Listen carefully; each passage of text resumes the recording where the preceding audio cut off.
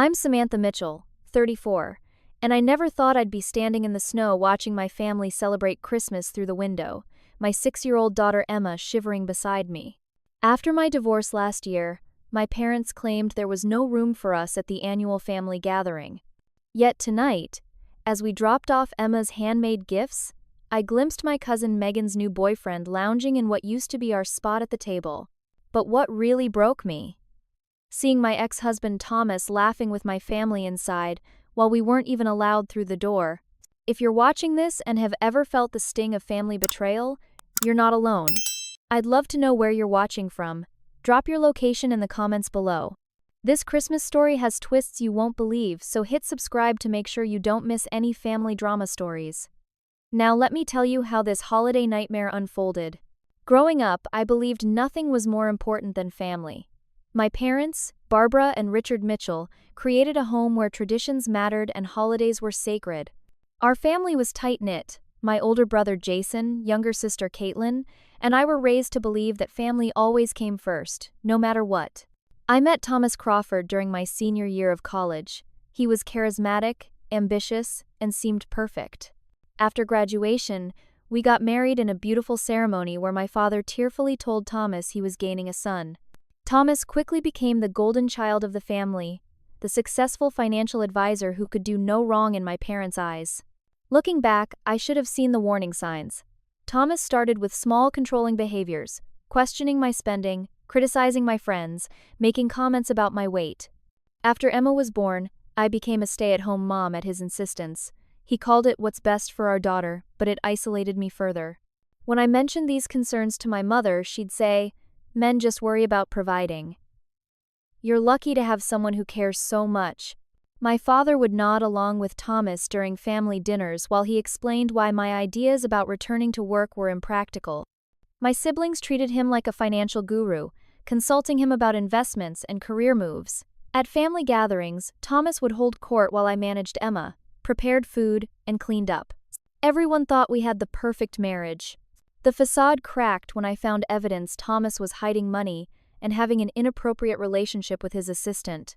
When I confronted him, he unleashed a verbal tirade so frightening I grabbed Emma and stayed at a hotel that night.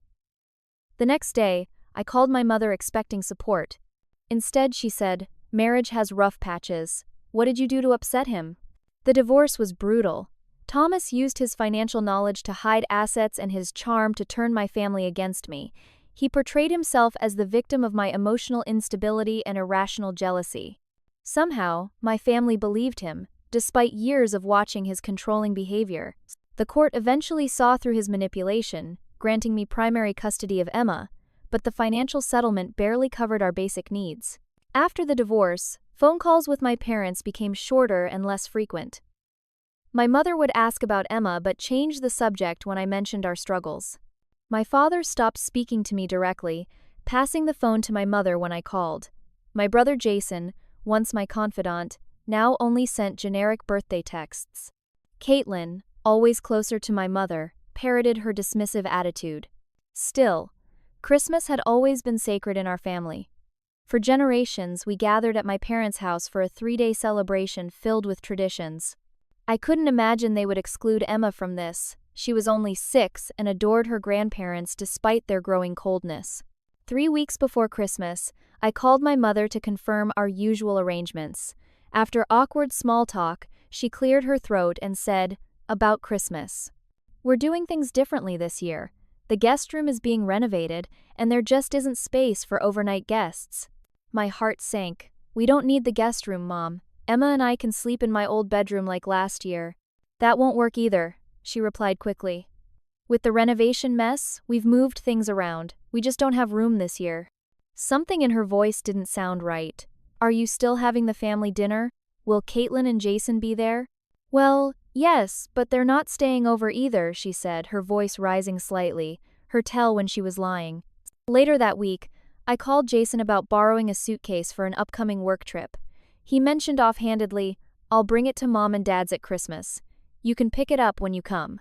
When I told him Mom said no one was staying over because of renovations, there was a long pause. "Oh, right. I guess I forgot. Anyway, I should go." That's when I knew something was very wrong. My family wasn't just distancing themselves from me, they were actively excluding me while pretending otherwise. I still couldn't imagine how bad it would actually be. Christmas Eve arrived with heavy snow falling across the city.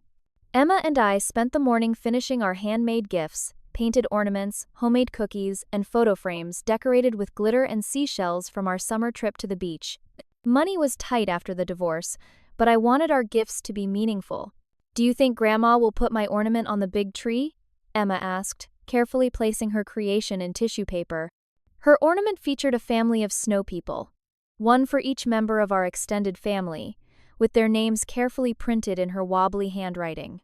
"Of course she will, sweetie," I assured her, though doubt not at me. "Everyone will love your special gifts." Emma's face lit up. "And can I show Grandpa my loose tooth?" "He said he'd give me $1 when it falls out." "We'll see," I said carefully. "We're just dropping off gifts tonight, remember? We have our own special Christmas planned tomorrow." I told Emma we weren't staying for dinner because I couldn't bear to tell her the truth, that her grandparents hadn't wanted us there. I'd planned a quick gift drop-off, hoping to maintain some connection to our family traditions without forcing a confrontation. As we drove through the snowy streets to my parents' suburban home, Christmas lights twinkled from houses and trees. Emma pressed her face against the window, pointing out decorations and singing fragments of carols. My stomach tightened as we turned onto my parents' street. "Look how many cars!" Emma exclaimed as we approached the house. The driveway was full, with more vehicles lining the street. My brother's SUV, my sister's sedan, my aunt and uncle's minivan, and several I didn't recognize, including a brand new Range Rover with a dealership tag. "That's strange," I murmured, parking across the street. Carrying our box of gifts, with Emma skipping alongside me through the snow, we approached the house.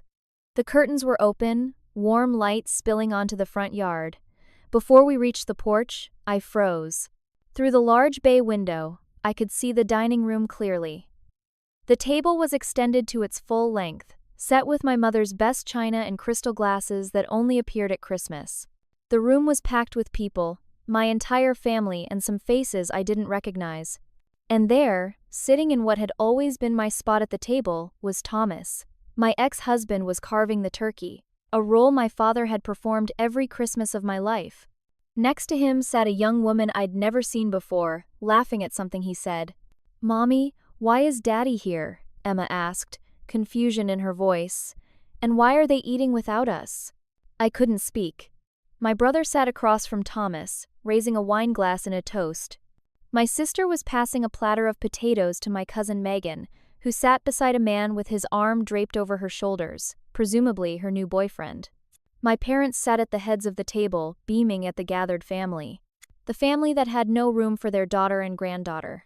"Let's go ring the doorbell," Emma said, tugging my hand. Moving mechanically, I allowed her to pull me to the front door. Emma pressed the doorbell, bouncing with excitement. "I can't wait to see everyone!" "Do you think Santa came early with presents for the cousins?" After what felt like an eternity, the door opened. My mother stood there, her festive sweater matching the one my sister wore inside. Her smile froze when she saw us. "Samantha! What are you? I wasn't expecting you." "Grandma!" Emma lunged forward for a hug. My mother awkwardly patted her head, her eyes darting back toward the dining room. "We just came to drop off some gifts," I said, my voice steady despite the earthquake inside me. "We won't interrupt your dinner." "Dinner?" Emma asked, peering around my mother. "Can we stay for dinner too? I see Daddy." My mother's face flushed. "Well, we're just having a small gathering, and—" "Barbara? Who is it?" My father's voice called from inside. He appeared behind her, his face falling when he saw us. "Oh. Samantha." "Grandpa?" Emma squealed. From behind them, Thomas emerged, wine glass in hand. "Well, this is a surprise," he said, his voice smooth as oil. "Merry Christmas, Emma." "Why is Daddy here when we're not allowed?" Emma asked innocently, looking up at me. The silence that followed was deafening. "Thomas's family too," my mother finally said, not meeting my eyes. "We thought it would be easier this way, to avoid any drama." "Drama?" I repeated quietly. "Samantha, please understand," my father started. Just then, my cousin Megan appeared with her boyfriend. "Oh, hey, Sam. Merry Christmas," she said, seemingly oblivious to the tension. "This is Brad. We gave him the guest room since you weren't coming. Mom said you couldn't make it this year." Emma's face crumpled in confusion. "But Mommy said we weren't invited. Are we staying now?" I saw understanding dawn on my daughter's face as she looked between the adults. Her small shoulders slumped as she realized what was happening. When I saw a tear roll down her cheek, something inside me hardened. "We brought gifts for everyone," I said evenly, holding out our box. "Emma made them herself." My mother took the box reluctantly. "That's very sweet. We have something for Emma, too. Somewhere." "Don't bother," I said quietly. "We need to go." "But we just got here," Emma protested, though her voice had lost its excitement. From inside, I heard my niece call out, "Can we open presents now?" Emma's head whipped toward the sound, her eyes widening as she realized other children were already opening gifts, the traditional Christmas Eve pajamas our family always exchanged. "You're having the pajama party without me?" she whispered, her voice breaking. I took her hand. "We have better pajamas waiting at home, sweetie. Let's go." As we turned to leave, Thomas raised his glass in a mock toast. "Merry Christmas, Sam." In that moment, looking at my family gathered around my ex-husband, I realized they had made their choice, and it wasn't us. The drive home was silent except for Emma's occasional sniffles. Snow continued to fall, obscuring the festive lights that had seemed so magical on our drive over.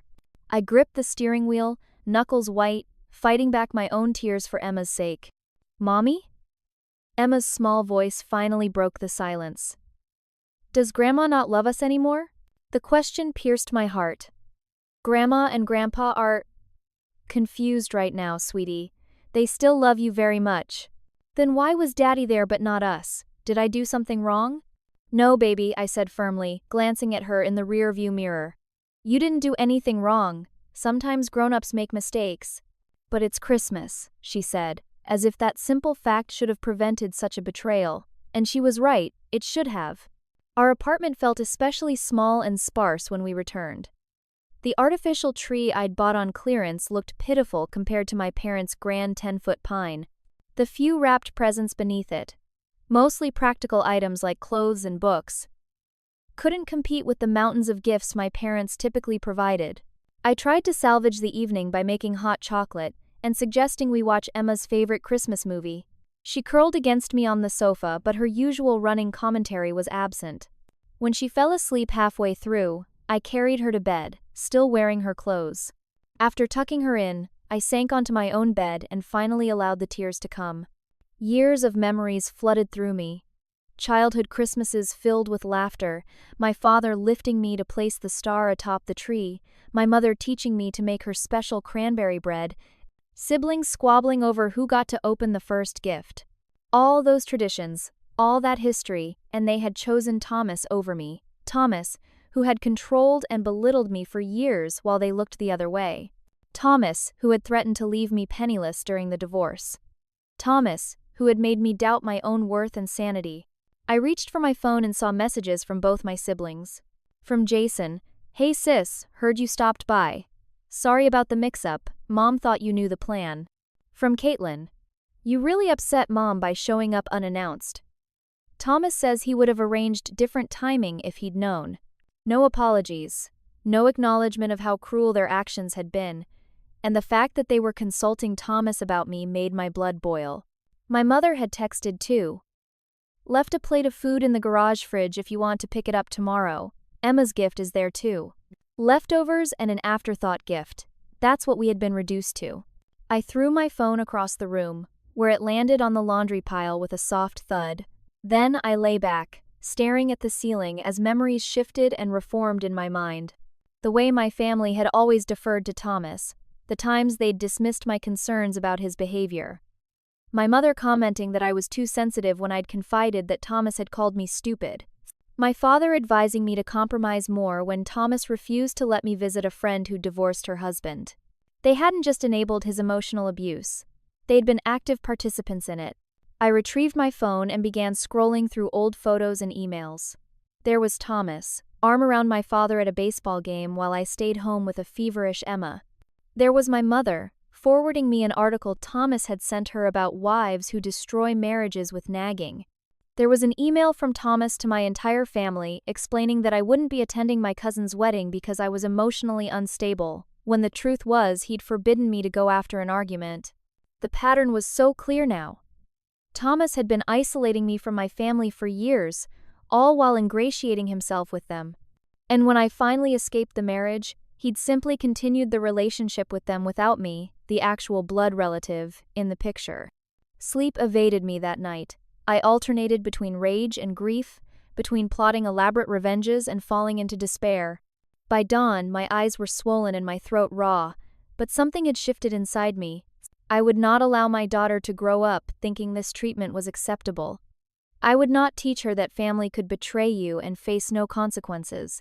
Most importantly, I would not let her believe for 1 second that she was less worthy of love and respect than anyone else in that dining room, including her father. When Emma woke, subdued and still sad, I made her favorite breakfast and put on Christmas music. "Today is our Christmas, sweetie," I told her, "and we're going to make it amazing."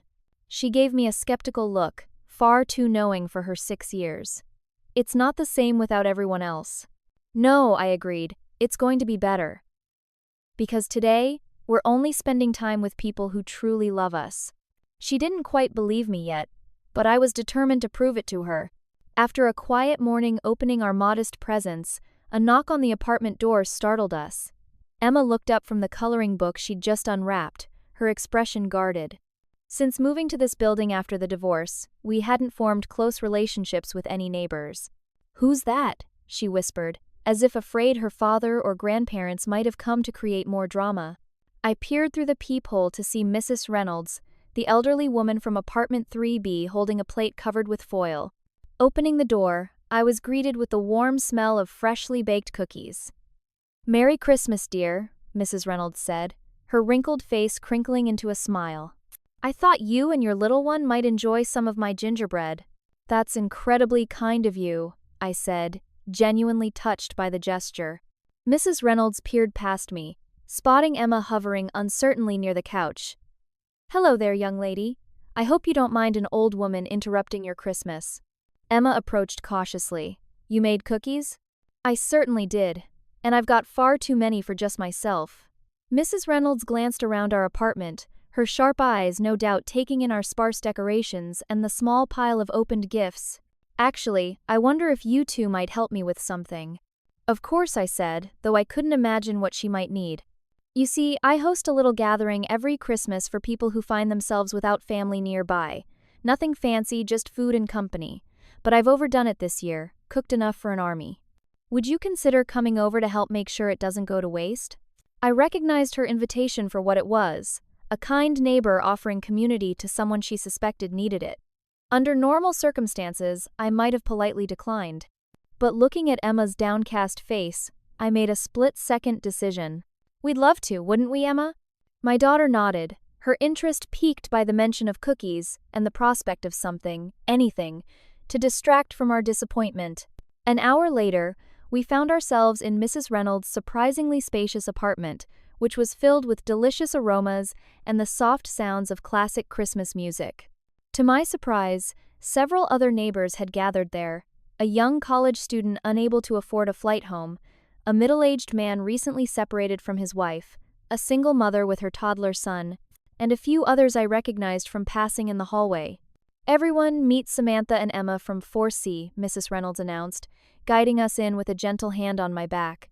"They've kindly agreed to help us eat all this food." The group welcomed us warmly, without the probing questions or pitying looks I'd grown accustomed to since the divorce. Emma immediately gravitated toward the other child, a boy named Liam who proudly showed her his new toy truck. "First time at one of Vivian's orphan Christmases?"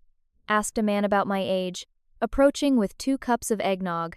He offered one to me with a friendly smile. "I'm Alex, second-year attendee." "Orphan Christmases?" I asked, accepting the drink. "That's what she calls them.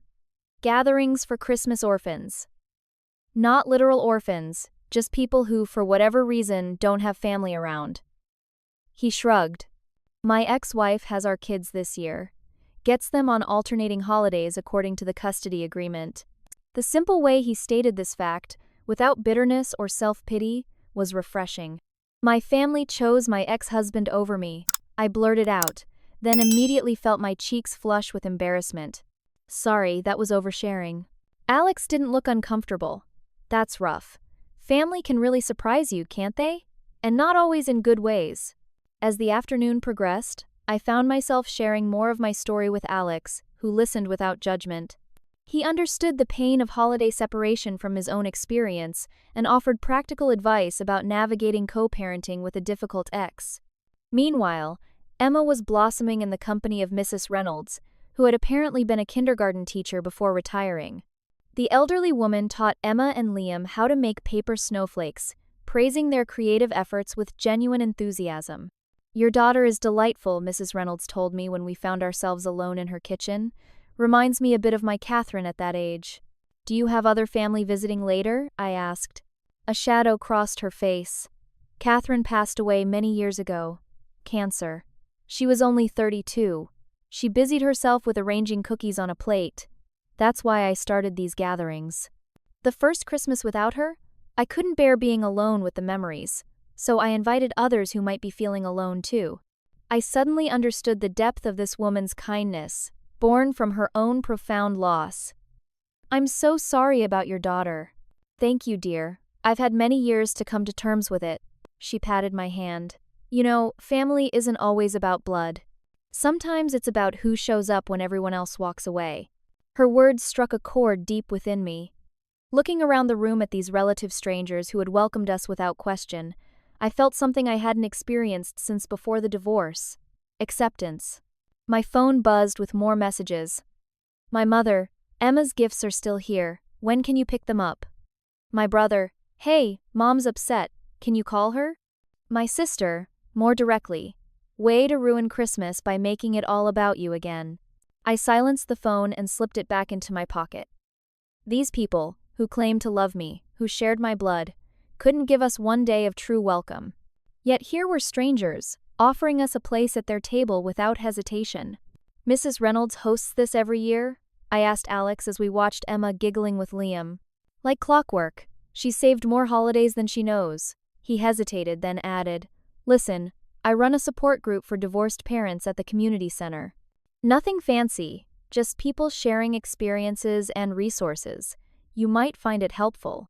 He scribbled his number and the group details on a napkin, no pressure, but it helped me realize I wasn't alone in this mess.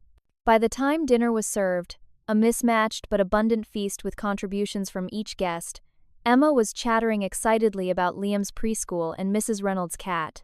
The shadow of our family's betrayal had lifted from her face, replaced by the simple joy of being included.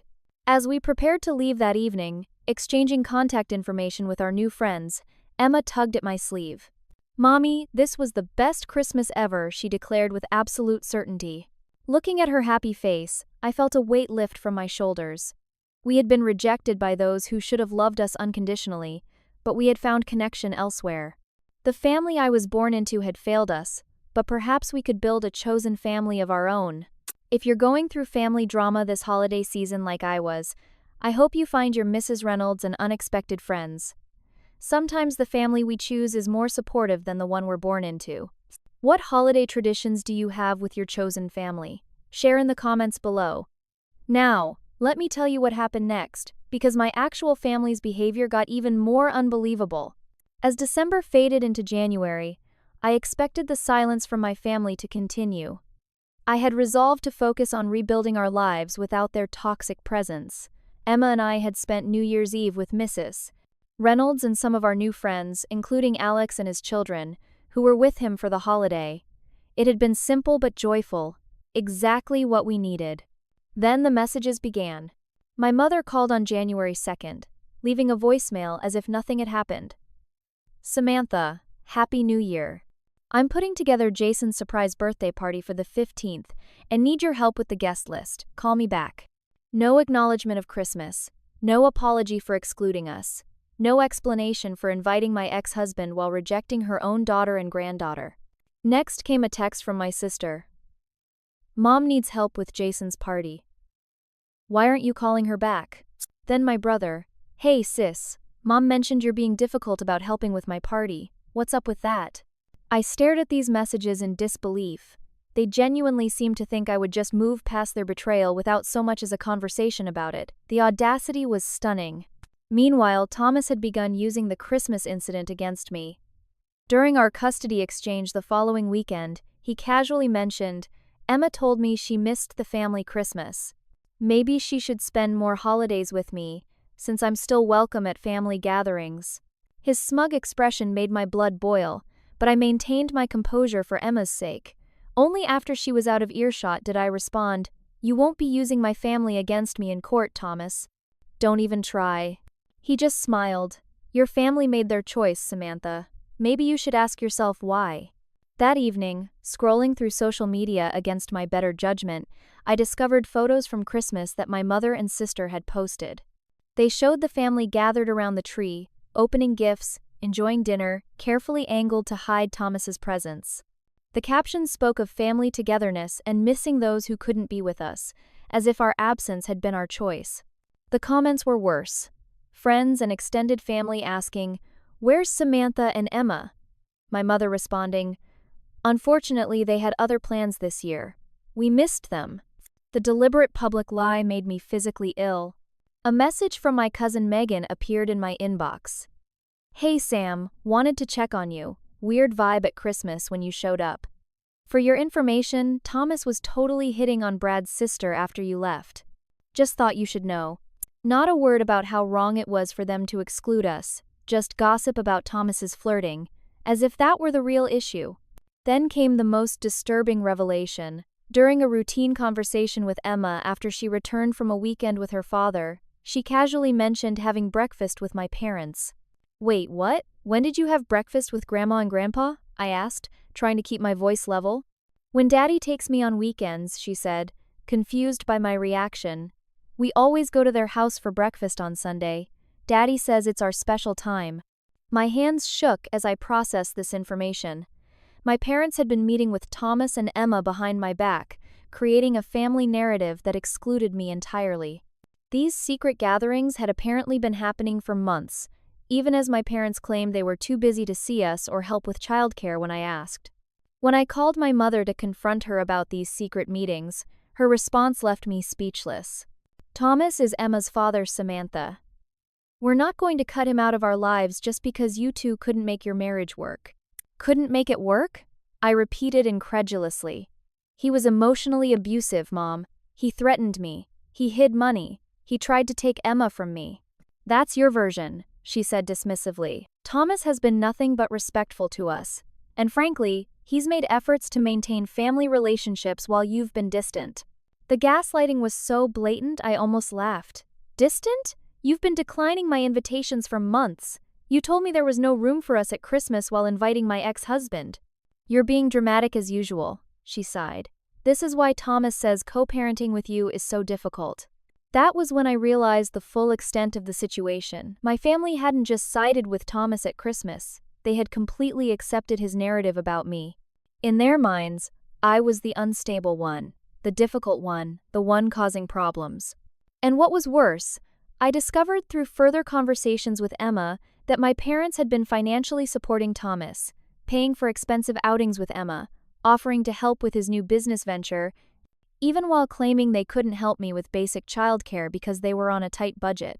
When my brother Jason called to berate me for upsetting our mother, I finally lost my patience.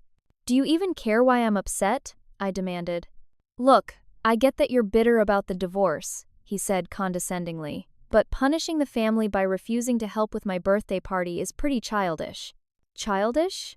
You all invited my ex-husband to Christmas and told me there was no room for me and Emma. There was a pause. That's not exactly what happened, he hedged. Thomas has always been part of the family, and Mom thought, Thomas is not your brother, I shouted. I am your sister. Emma is your niece. How can you possibly think this is okay? See, this is the kind of emotional overreaction Thomas mentioned, Jason said, his voice cold. Maybe if you'd been more reasonable during the divorce, things wouldn't be so complicated now. I hung up, shaking with rage and hurt. They were beyond reason. completely enmeshed in Thomas's manipulation. And the worst part was their expectation that I would simply accept this treatment and continue fulfilling my family obligations as if nothing had happened. The final straw came in the form of an email from my cousin Megan a few days later. "Just a heads up," she wrote. "Thomas was asking everyone at Jason's planning dinner last night about whether you're dating anyone. Seemed really interested in your personal life. Thought it was kinda weird since he brought a date himself." Planning dinner? They had already held a planning dinner for Jason's party, another family gathering from which we'd been excluded. The audacity was truly breathtaking. They continued to embrace the man who had emotionally abused me for years, believe his lies about me, include him in family events while excluding me, meet with him and my daughter behind my back, and financially support him despite his comfortable income. And still, they expected me to help plan my brother's birthday party as if everything were normal. Something hardened inside me. I had spent years trying to please these people, doubting myself when they sided with Thomas, believing there must be something wrong with me if my own family couldn't see what was happening. No more. For Emma's sake, and for my own, it was time to set some firm boundaries and take back control of our story. The morning after my disturbing conversation with Jason, I called my divorce attorney, Patricia Winters. I'd always appreciated her no-nonsense approach, and now I needed her legal expertise more than ever. "They've been having unauthorized visits with Emma during Thomas's parenting time?" Patricia asked, her voice sharp. "Without your knowledge or consent?" "Yes," I confirmed. "Apparently it's been happening for months." "That's a violation of your custody agreement," she stated firmly. Section 12 clearly specifies that neither parent can delegate their parenting time to third parties without the other parent's consent. Your parents aren't listed as authorized caregivers in the agreement. I hadn't even considered this angle. What should I do? Document everything, dates, times, what Emma has told you. Ask her open-ended questions about these visits, not leading ones, and write down her responses verbatim. We can file a motion for enforcement if necessary, but first, let's build our case. After hanging up, I created a detailed spreadsheet of every incident, communication, and revelation from the past several months. The pattern was even clearer when laid out chronologically. Thomas had been systematically turning my family against me while positioning himself as the reasonable party. Next, I researched family systems and emotional manipulation. I discovered books and articles about triangulation and flying monkeys, terms that perfectly described how Thomas was using my family members as unwitting tools in his ongoing control tactics. The following day, I found a support group for divorced women with children. Unlike the mixed-gender group Alex had mentioned, this one specifically addressed the unique challenges women faced in high-conflict divorces. At my first meeting, I was stunned to hear stories so similar to mine, women whose families had been manipulated by charming, controlling ex-husbands. "It's unfortunately common," explained the group facilitator, a family therapist named Dr. Morgan, "especially with men who are skilled at impression management.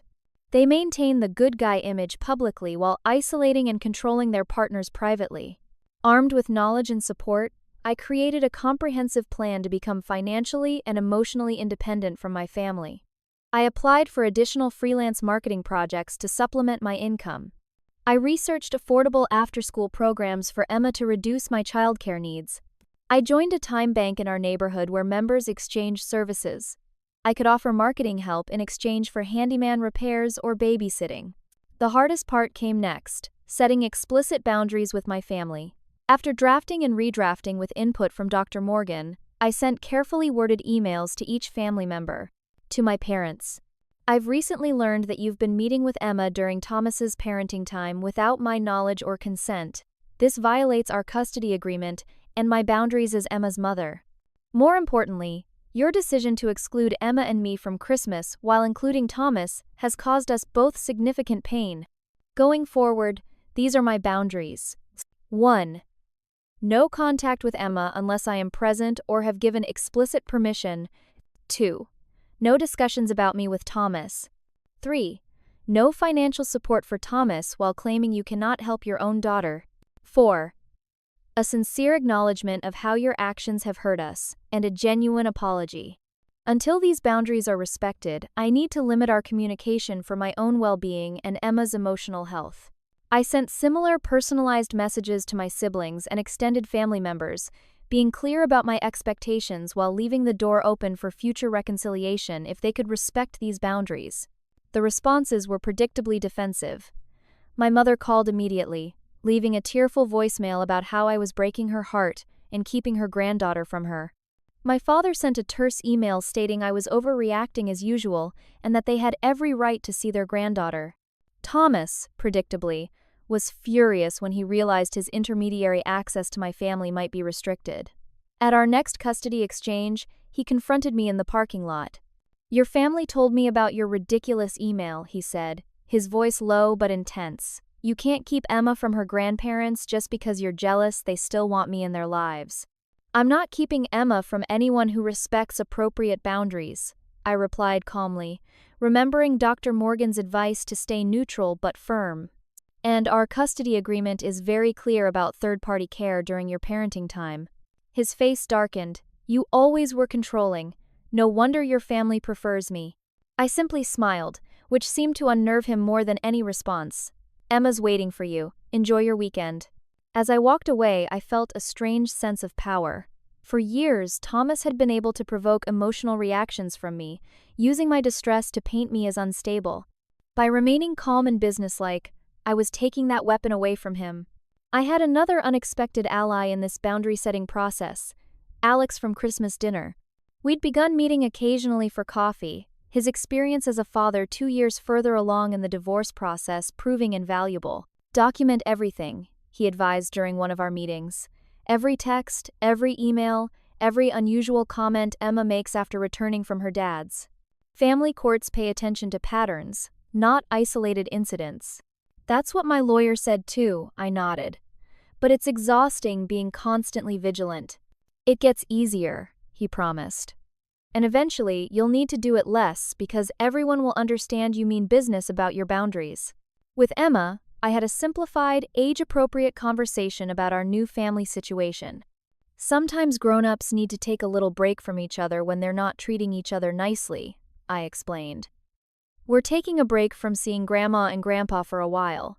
"Because they were mean to us at Christmas?" she asked, her perceptiveness catching me off guard. "That's part of it," I acknowledged. "And because they haven't been honest with Mommy about seeing you when you're with Daddy." Her brow furrowed. "But Daddy says it's our special secret." That special secret phrasing sent chills down my spine. It was exactly the language predators use to silence children. While I didn't believe my parents would harm Emma, the fact that they were participating in teaching her to keep secrets from me was deeply troubling. "Emma, you never have to keep secrets from me or Daddy," I said firmly. "Families shouldn't have secrets from each other." As the weeks passed, I held firm to my boundaries despite escalating pressure. My brother Jason called after I declined to help with his surprise party, his tone accusatory. "So that's it? You're just done with this family because Mom and Dad still talk to Thomas?" "I'm not done with anyone," I explained. "I'm asking for basic respect and acknowledgement of how your actions affected Emma and me. So far, no one seems willing to provide that." "You're being so dramatic about this whole thing," he complained. "It was just one Christmas dinner." "It wasn't just dinner, Jason. It was lying about why we couldn't come, excluding your niece from family traditions, and pretending to everyone else that we chose not to attend. It was betraying your sister in favor of the man who emotionally abused her for years." There was a long silence. "Is that really how you see it?" he finally asked, his voice softer. "That's what happened," I stated simply. Another pause. "I need to think about this." It wasn't an apology or acknowledgement, but it was the first crack in the united front my family had presented. A small victory, but significant.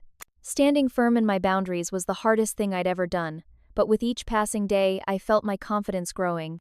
I was no longer the people-pleasing daughter desperate for approval or the gaslit wife questioning her own perceptions. I was becoming a woman who knew her worth and demanded respect, exactly the model I wanted Emma to have. 3 months after the Christmas incident, I was examining avocados at the grocery store when I heard a familiar voice call my name. Looking up, I saw my Aunt Susan approaching with her shopping cart. "Samantha, dear! I've been hoping to run into you," she said, giving me a warm hug. "How are you and Emma doing?" Aunt Susan had always been different from the rest of the family, more independent and straightforward. She was my mother's younger sister but had missed Christmas due to a bad case of pneumonia. "We're managing," I replied cautiously, unsure where her loyalties lay in the family drama. "Can we grab a coffee?" she asked, gesturing to the store's small cafe. "There are some things you should know." 20 minutes later, we sat across from each other, steaming cups between us. Susan didn't waste time on pleasantries. "I've been concerned about what's happening with the family," she began. "After I recovered from pneumonia, I started hearing strange things about Christmas and about you. The stories didn't add up." She pulled out her phone and showed me screenshots of family group chats I wasn't included in. "Thomas has been telling different stories to different family members for years," she explained. "To your parents, he says you're unstable and trying to keep Emma away from the family.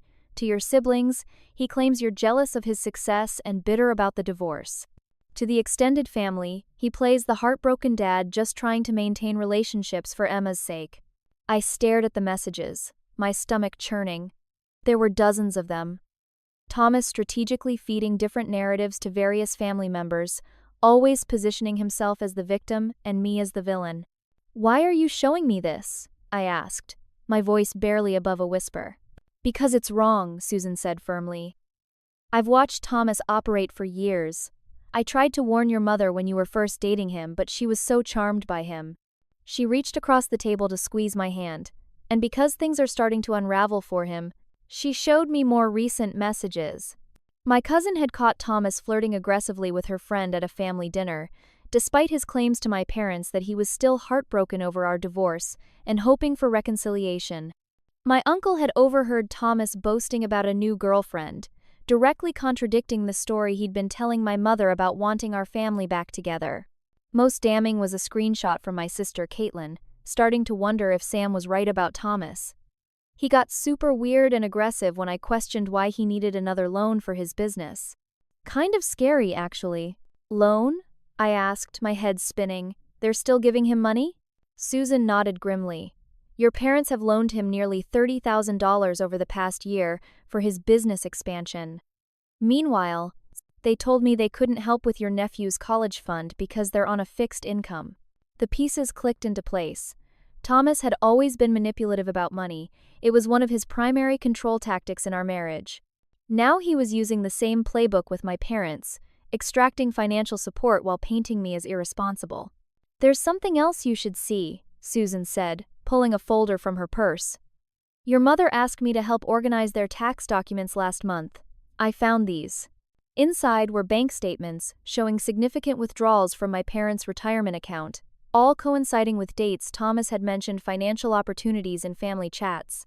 There was also a copy of a loan agreement, poorly drafted and clearly written by someone without legal knowledge, between my parents and Thomas for his business.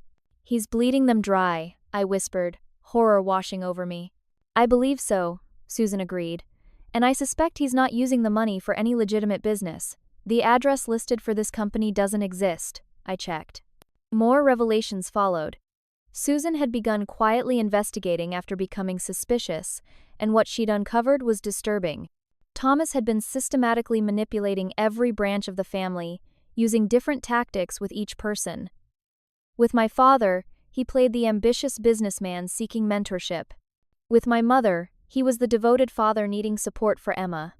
With my siblings, he was the wronged husband trying to maintain family peace. "The cracks started showing at Jason's birthday party," Susan explained. "Thomas had had too much to drink and started contradicting himself. He told your father he was expanding his client list while telling your brother he was changing industries entirely. When questioned, he became belligerent, behavior your father had never seen before." She showed me more screenshots, family members expressing concern about Thomas's behavior, questioning his stories, noting inconsistencies. The tide was beginning to turn. "Your sister Caitlin had a particularly eye-opening experience," Susan continued. "Thomas asked her to lie to you about some paperwork for Emma's school, claiming it was a harmless surprise. When she refused, he became incredibly hostile. She said it reminded her of how your ex-husband from college would act before he became physically abusive." The mention of that relationship, which had ended when my college boyfriend shoved me during an argument, hit hard. Caitlin had been the one to help me leave that relationship. If she was seeing parallels to Thomas, that was significant. Why didn't she tell me this herself? I asked. Pride, maybe. Embarrassment. It's hard to admit you've been fooled. Susan sighed. But there's one more thing you need to know, and this is the most serious. Thomas has been documenting every interaction with your parents and Emma, apparently building a case for increased custody. He's been recording conversations without consent and encouraging your parents to keep a log of anything that could be used against you. My blood ran cold. That's why he's been orchestrating these secret grandparent visits. Susan nodded. I believe so, but his plan may have backfired. Your father overheard him coaching Emma on what to say about you, and it disturbed him deeply. I think Richard is finally seeing Thomas for who he really is. As if on cue, my phone buzzed with a text from my father, the first direct communication in months. Need to talk to you about Thomas. Important. Can we meet? Susan smiled. I may have mentioned I was hoping to run into you today. The following day, my father arrived at my apartment alone, looking older and more subdued than I'd ever seen him. After an awkward greeting, he got straight to the point. I made a terrible mistake, he said, his voice rough with emotion. Several mistakes, actually. I should have listened to you about Thomas years ago. He explained that he'd witnessed Thomas becoming aggressive with a server at Jason's party, showing a side of himself he'd never revealed to the family before. Then, during a private conversation about the business loan, Thomas had let his mask slip completely, becoming threatening when my father questioned the lack of documentation. The final straw was when I overheard him with Emma, my father admitted, his hands trembling slightly. He was telling her to say you leave her alone a lot and forget to feed her. When she said that wasn't true, he told her it was a game to help him win in court. I realized then what he was doing, what he's been doing all along. Using you and Mom to build a custody case against me, I said quietly. My father nodded, shame evident in his expression. We were so blind. He played us perfectly, appealing to Mom's need to be needed, and my ego about business. We thought we were helping Emma by staying close to Thomas, but we were just being manipulated. It wasn't a complete apology, and it didn't address the Christmas betrayal directly, but it was a start. More importantly, it was confirmation from within the family of what I had known all along. Thomas was manipulative and dangerous, and he was using my family as weapons against me. As my father left, he handed me a thumb drive. Thomas doesn't know I made copies of everything. Bank records, texts, emails, it's all there. Use it however you need to protect yourself and Emma. The evidence on that drive would prove invaluable in the months to come. Armed with the evidence from my father and Aunt Susan, I scheduled a meeting with my divorce attorney. Patricia reviewed everything, her expression growing increasingly grim.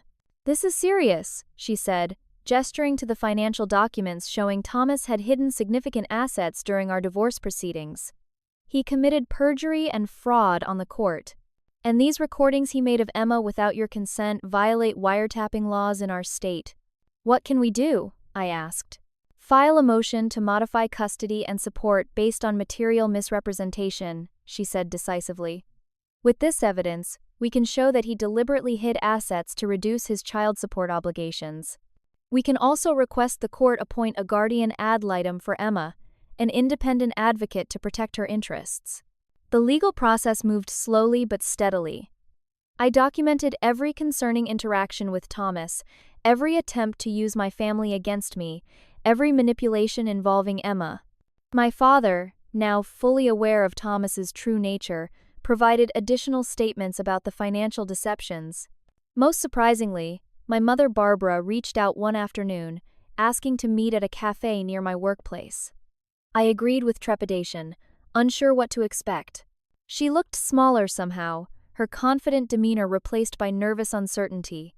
I don't know where to begin, she said after we'd ordered coffee. The truth would be a good start, I suggested, keeping my voice neutral. She nodded, twisting her napkin. I was wrong. Terribly, inexcusably wrong. Tears welled in her eyes. I chose Thomas over my own daughter and granddaughter. I believed his lies because they were easier than facing the possibility that I'd failed to protect you from an abusive marriage. The raw honesty caught me off guard. Why Christmas? I asked. the pain of that betrayal still fresh. Why invite him instead of us? He convinced me you were keeping Emma from us deliberately, she admitted. Said you'd told him you were taking her to your new boyfriend's family gathering, but were too cowardly to tell us directly. Said if we included him, at least we'd see Emma part of the time. She looked down in shame. It was all lies, wasn't it? Every word, I confirmed. There was no boyfriend. We spent Christmas alone until a neighbor invited us to her gathering. My mother's face crumpled. I've been such a fool. When your father showed me the recording of Thomas coaching Emma to lie, I couldn't deny it anymore. It wasn't a complete redemption. The damage had been done, and trust wouldn't be rebuilt overnight. But it was a start, an acknowledgement of the harm caused and a step toward potential healing. Over the following weeks, more family members reached out with similar realizations and apologies. Some, like my sister Caitlin, made genuine efforts to make amends, acknowledging their role in enabling Thomas's manipulation. Others, like my brother Jason, remained more defensive, acknowledging Thomas's deception but still suggesting I had overreacted to the Christmas exclusion. I made careful decisions about which relationships were worth rebuilding and which were too damaged to salvage. Emma's well-being was my primary concern. I wouldn't expose her to family members who couldn't respect boundaries or who might still be influenced by Thomas. For those willing to make genuine amends, I outlined clear conditions. No unsupervised contact with Emma, no communication with Thomas about our family, transparency about past interactions, and respect for my parental authority. Some accepted these terms readily, while others balked, revealing who truly valued relationship repair versus who just wanted to escape consequences for their actions. Thomas, predictably, reacted badly as his support system crumbled. He sent increasingly desperate texts, alternating between threats and attempts at manipulation. When he realized my parents had stopped providing financial support and information about me, he became openly hostile, confirming for them everything I had said about his true nature. The court date for our custody modification arrived 6 months after the Christmas incident. By then, I had accumulated overwhelming evidence of Thomas's deception, financial fraud, and inappropriate behavior with Emma. The judge, a no-nonsense woman with decades of family court experience, reviewed everything carefully. "Mr. Crawford," she said after hearing testimony from both sides, "this court takes a very dim view of parents who attempt to manipulate children and deceive the court. The evidence clearly shows you misrepresented your financial situation during initial proceedings and have engaged in concerning behavior regarding your daughter." Her ruling was decisive. My primary custody was reinforced. Thomas's visitation was temporarily reduced and required supervision, and child support was recalculated based on his actual income, resulting in a significant increase. Additionally, he was ordered to pay my legal fees and attend parenting classes focused on appropriate boundaries. It wasn't a complete victory. Thomas would still be in our lives as Emma's father. But it was justice. The court had seen through his manipulation and established protections for Emma going forward. As we left the courthouse, my mother was waiting outside. She had attended the hearing but sat separately, respecting my space. Now she approached hesitantly, her eyes questioning. "The judge ruled in our favor," I told her. "Emma will be protected." She nodded, visibly relieved. "I know it doesn't fix what happened, but I'm so glad." She paused. "Richard and I have been in counseling, trying to understand how we could have been so blind, how we could have hurt you both so badly." It was the most genuine thing she'd said to me in years. "It's a start," I acknowledged. The fallout within the extended family continued for months. Some relatives, embarrassed by their role in Thomas's manipulation, distanced themselves from me rather than face their complicity. Others made sincere efforts to rebuild trust, accepting that it would be a long, imperfect process. Thomas himself became increasingly isolated as his true nature was exposed. Without my family to manipulate, without the financial support he'd been extracting, and with court-ordered supervision of his parenting time, he lost much of his power to cause harm. My focus remained on Emma's well-being and our future. The court battle had been stressful, but the outcome provided security and validation. More importantly, it showed Emma that standing up for yourself and requiring respectful treatment wasn't just talk, It was a principle worth fighting for, even when it was difficult. A year after that painful Christmas exclusion, we were in a very different place, stronger, more secure, and surrounded by people who genuinely cared about us, whether they shared our blood or not. "Mom, can I hang the star?" Emma called, standing on tiptoes beside our Christmas tree, a real one this year, filling our new apartment with the scent of pine. "Of course, sweetie. Let me lift you up," I replied, setting down the ornament I was unwrapping.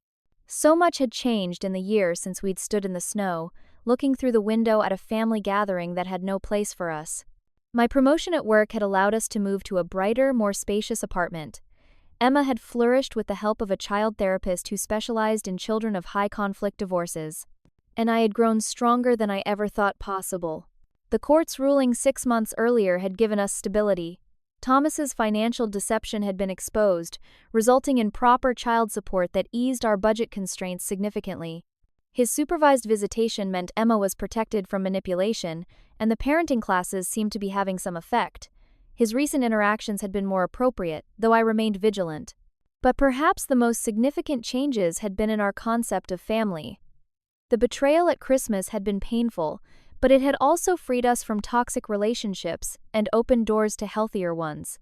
Mrs. Reynolds had become a surrogate grandmother to Emma, teaching her to bake and tell stories just as she had with her own daughter years ago. Alex and his children were regular fixtures in our lives.